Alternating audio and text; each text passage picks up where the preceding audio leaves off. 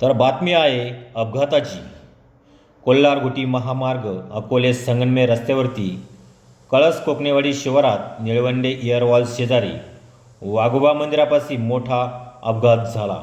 या अपघातात मारुती सुझुकी या कंपनीची स्विफ्ट डिझायर वाहन क्रमांक MH14 JX 0385 या चारचाकी वाहनाचा अपघात झाला.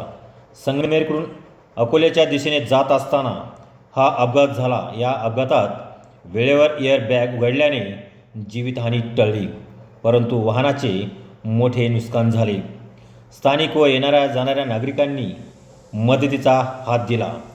प्रथमदर्शी चालकाशी संपर्क साधला असता हा अपघात संगमनेरकडून येत असताना अपघातस्थळी रस्त्यावर कच वाळू असल्याने ब्रेक मारले असता गाडी स्लिप होऊन दिशा बदलून गाडी रस्त्याच्या कडेला असलेल्या आंब्याच्या झाडावरती आदळली. अशा पद्धतीने अपघात झाल्याचे समजते. नागरिकांकडून मोठी नाराजगी पाहायला मिळत आहे. 2 दिवसापूर्वी याच रस्त्यावरती अपघात घडला होता आणि आता पुन्हा असाच अपघात घडला.